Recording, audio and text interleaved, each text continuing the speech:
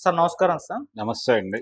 Sir hit సిరీస్‌లో భాగంగా ఇప్పుడు మూడవ సినిమా రాబోతుంది సార్ 'హిట్ 3' అని జెప్పేసి. సో, మొదట మనకు తెలుసు 'విశ్వక్సేన' తర్వాత 'అడవిశేషి' ఇప్పుడు 'నాని' గారు 'హిట్ 3'లో కనిపించబోతున్నారు. మరి 'హిట్ 3'కి సంబంధించిన ట్రైలర్ రిలీజ్ అయిపోయింది. ఆల్రెడీ రిలీజ్ డేట్ కూడా మే 1 అని చెప్పేసారు. మరి ట్రైలర్ మీకెలా అనిపించింది? మీ రివ్యూ ఏంటి సార్ ఈ ట్రైలర్ పైన? అంటే ఒక యాటిట్యూడ్‌తో క్యారెక్టర్ డిజైన్ చేయటం అనే పద్ధతి సందీప్ రెడ్డితో మొదలైంది. హ్మ్. అది కాప్ అయితే ఎలా ఉంటుంది అన్నది ఈ సినిమాలో అడాప్షన్ లాగా కనిపించింది నాకు. ఓకే. ఇందులో టోటల్‌గా ఒక యాటిట్యూడ్‌తో ఉండేటువంటి ఒక కాప్ క్యారెక్టర్‌లో నాని కనిపించబోతున్నాడు అనేది రకరకాలుగా అర్థం చేయించే ప్రయత్నం చేశాడు ఆయన డైరెక్టర్ గారు శైలేష్ కొలను.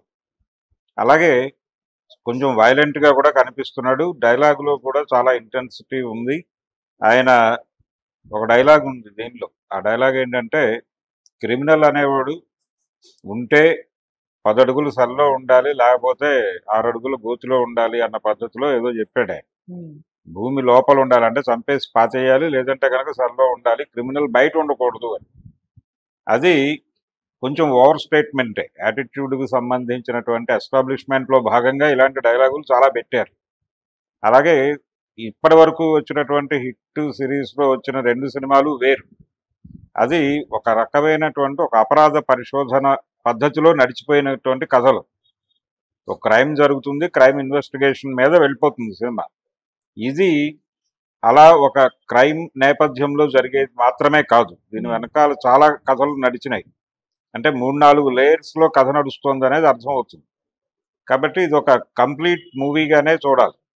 ఇప్పటివరకు వచ్చిన హిట్లు వేరు, ఇది వేరు. ఇది టోటల్‌గా డిఫరెంట్ సినిమా కంపారిటివ్‌గా వాటితో పోలిస్తే. ఎందుకు డిఫరెంట్ అంటే నాని ఉన్నాడు ఈ సినిమాలో. కాబట్టి దీని స్థాయి పెరిగింది. పాన్ ఇండియా లెవెల్‌కి వెళ్ళారు. పాన్ ఇండియా లెవెల్‌కి వెళ్ళిన తర్వాత బడ్జెట్‌కి సంబంధించిన రిస్ట్రిక్షన్స్ కూడా లేవు వీళ్ళకి. దాంతో శైలేష్ కొలను కొంచెం విస్తారంగా ఆలోచించి ఒక ప్లాన్ చేశాడు ఈ సినిమాని. ఆ డిజైన్ కనిపిస్తుంది ఈ ట్రైలర్‌లో. అందులో భాగంగానే ఆయన చాలా అంటే దీనిలో కూడా ఎక్కడో ఒక ఇస్లామిక్ టెర్రరిజం తాలూకా ఇంపాక్ట్ కూడా కనిపించింది. హ్మ్. దాంతోపాటు చైల్డ్ అబ్యూజ్ అనేది ఈ మధ్యకాలంలో మనం చూస్తున్నాం. క్రిమినల్‌గా ఆ ఏరియాలో జరుగుతున్నటువంటి క్రైమ్స్ చూసాం మనం. వాటి ప్రస్తావన కూడా ఉంది. ఇలా రకరకాల లేయర్స్‌లో కథ నడుస్తోంది. కథ నడుస్తుంది అనేటువంటి ఒక విషయాన్ని ఈ ట్రైలర్ ద్వారా కన్వే చేశాడు డైరెక్టర్ గారు. ఈ ట్రైలర్ ద్వారా చాలా లేయర్స్ ఉన్నాయి ఈ కథలో అనే విషయాన్ని కన్వే చేశాడు. అలాగే ఇంకో డైలాగ్ ఉంది దీనిలో. అంటే నీ పేరేమిటి, నువ్వు అర్జునా సర్కారా అని అడుగుతుంది ఆవిడ హీరోయిన్. అడిగినప్పుడు ఈయన సమాధానం, నేను నా వాళ్ళతో ఉంటే అర్జున్ని, వీళ్ళ దుర్మార్గులతో ఉంటే సర్కార్ని అన్న పద్ధతిలో ఒక డైలాగ్. అంటే క్రిమినల్స్ని ఏరివేయాలి అనేటువంటి విపరీతమైన తాపత్రయంతో ఉండేటువంటి ఒక పోలీస్ హీరో క్యారెక్టర్. కానీ క్రైమ్ అనేది జీవితంలో భాగంగా మారిపోతున్నటువంటి ఒక సందర్భము సమాజంలో మనం ఉన్నాం. క్రైమ్ అనేది అంటే అసలు క్రైమ్ అనేదే ఉండకూడదు సమాజంలో అన్నట్టుగా ఇలాంటి క్యారెక్టర్లతో మాట్లాడిస్తారు. ఇలాంటి కాప్ సినిమాలు చాలా చూసాం మనం గతంలో. ఓకే. ఈ సినిమాల్లో చాలా సీరియస్గా నేను క్రైమ్ని ఎలిమినేట్ చేయడానికి వచ్చాను ఈ ఫీల్డ్లోకి అన్నట్టు మాట్లాడతారు. కానీ సమాజంలో ప్రతి అణువణువున క్రైమ్ ఉంది అనేటువంటి ఒక క్రైమ్ జ్ఞానం ఉండాలి.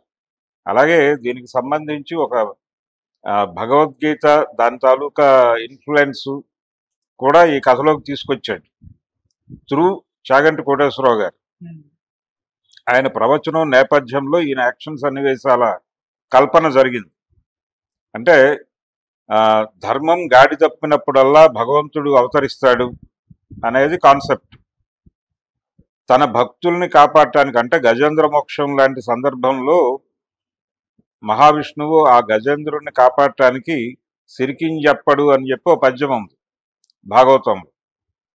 ఆ సిరికింజప్పడు అంటే అసలు ఎవరికి చెప్పడు, అలా ఉన్నవాడు ఉన్నట్టుగా లేచి వెళ్ళిపోతాడు. అంటే తన వారిని కాపాడటానికి, ఒక ప్రాణమైనా కాపాడటానికి భగవంతుడు ఎంత కసరత్తు చేస్తాడు, ఎంత కష్టపడతాడు అనేది సామాన్యులకు అర్థం కాదు. కానీ చాలా కష్టం ఉంటుంది దానిలో. ఆయన ఎట్టి పరిస్థితుల్లోనూ ఆ ప్రాణాన్ని కాపాడే ప్రయత్నం చేస్తాడు అని, కాపాడి తీరతాడు అని చెప్పి నిర్ధారిస్తూ ఆ నేపథ్యంలో ఒక ప్రవచనం నడుస్తుంది. ఈయన ఒక ప్రాణాన్ని కాపాడటానికి జరిగే ప్రయాణంలో దాన్ని వాడారు. అంటే కొంచెం ఫిలసాఫికల్ అవుట్లుక్ కూడా ఉంది మాకు అనే చెప్పే ప్రయత్నం, కొంత మేధో ప్రదర్శన చేశారు అక్కడ, బానే ఉంది. కానీ ఇది ఈ లెవెల్లో ఇది ప్రదర్శించిన వాళ్ళు క్రైమ్ అనేది విశ్వవ్యాపితం అయిపోయింది అనే దాన్ని కూడా ఎక్కడో చోట మాట్లాడాలి కదా, అది మాట్లాడకుండా ఇంటర్నల్గా బిహేవియరల్ క్రైమ్ చాలా ఉంటుంది జీవితాల్లో. అసలు క్రైమ్ అనేది జీవితంలో ఎన్ని కోణాల్లో నడుస్తోంది, రోజువారీ జీవితంలో మనం ఎన్ని క్రైమ్స్ చేస్తున్నాం, ప్రతి మనిషి అంటే చట్టాలు గుర్తించని నేరాలు ఎన్ని ఉన్నాయి అనేది ఒక కాన్సెప్ట్ తీసుకుని సినిమా చేయొచ్చు. ఓకే. అలా ఒక కొత్త తరహాలో సినిమాని డిజైన్ చేయటం కాకుండా ఇది టోటల్గా ఇప్పటి వరకు వచ్చినటువంటి కాప్ స్టోరీస్ లాగానే కనిపించింది. ఇందులో పెద్ద భిన్నత్వం ఏం లేదు. ఇది నానికి కొత్త క్యారెక్టర్. నాని తన్ని తాను కొత్తగా ప్రొజెక్ట్ చేసుకోవడం కోసం ఈ క్యారెక్టర్లో డిజైన్ చేయించుకుంటున్నాడు ఆయన. అంటే తన్ని తాను పాన్ ఇండియా మార్కెట్లోకి తీసుకెళ్ళాలి అనేది ఆయన ఒక ప్రోగ్రాం పెట్టుకున్నాడు మనసులో. అందులో భాగంగానే దసరా చేశాడు. దసరాకు ఒక ప్రాతిపదిక ఉంది వాళ్ళకి, రంగస్థలం తాలూకా ఇన్ఫ్లుయెన్స్తో నడిచిన సినిమా అది. అలా ఇప్పుడు కొత్త సబ్జెక్టులతో వెళ్తున్నాడు అతను. 2 ప్రధానమైన సబ్జెక్టులు మన ముందున్నాయి. ఒకటి ఇది కాప్ స్టోరీ, రెండోది పారడైజ్ అనే పేరుతో ఒక దళిత కథ గురించి మాట్లాడాడు ఆయన. ఇలా ఈయన ఈ కసరత్తులో భాగంగా చేసిన సినిమా ఇది. అందుకని ఒక ఎమోషనల్ డెడికేటెడ్ క్రైమ్ని ఈ సమాజం నుంచి తుడిచిపెట్టాలనే తపనున్నటువంటి ఒక పోలీస్ పాత్రలో, అంటే దుష్టుణ్ణి శిక్షించటానికి అవసరమైతే చట్టాలను పక్కన పెట్టి కూడా వెళ్ళిపోయేటువంటి క్యారెక్టరైజేషన్ ఉంటుంది దీనిలో.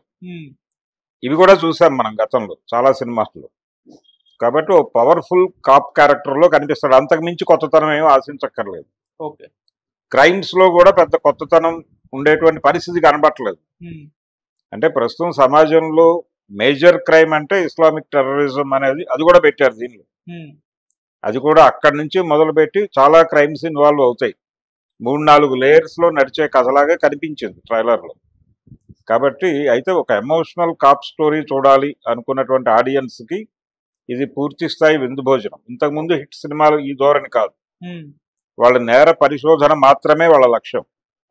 కానీ ఇందులో ఈ క్యారెక్టరైజేషన్ మీద నడిచింది. సందీప్ వంగా నుంచి సంక్రమించిన సమస్య ఇది. వైలెన్స్ చాలా బిగ్ స్కేల్లో ఉంటుంది దీనిలో, వైలెన్స్ ఉంటుంది. అలాగే నాని ఇప్పటి వరకు కనిపించిన ధోరణిలో నెక్స్ట్ డోర్ బాయ్గా ఎట్టి పరిస్థితుల్లోనూ ఉండడు ఈ సినిమాలో. ఆయనకు ఒక ఎమోషనల్ ఫ్లాష్ బ్యాక్ కూడా ఉంది అనే విషయం చెప్పారు.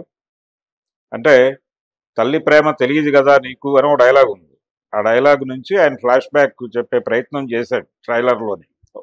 ఇలా సినిమాలో ఏ ఉండబోతోంది అనేది అయితే ట్రైలర్ ద్వారా చెప్పాడు. థియేటర్కి రావటం రాకపోవడం అనేది మీ ఇష్టం అని చెప్పి ఆడియన్స్కి ఒక ఆప్షన్ ఇచ్చేశాడు. ఇది కూడా ఒక దూకుడు స్టేట్మెంటే. అలా ఒక కొత్త నానిని చూడదలుచుకున్న వాళ్ళు, అలాగే పవర్ఫుల్ కాప్ క్యారెక్టర్లో ఆయన చూడదలుచుకున్న వాళ్ళు థియేటర్కి వెళ్తారు.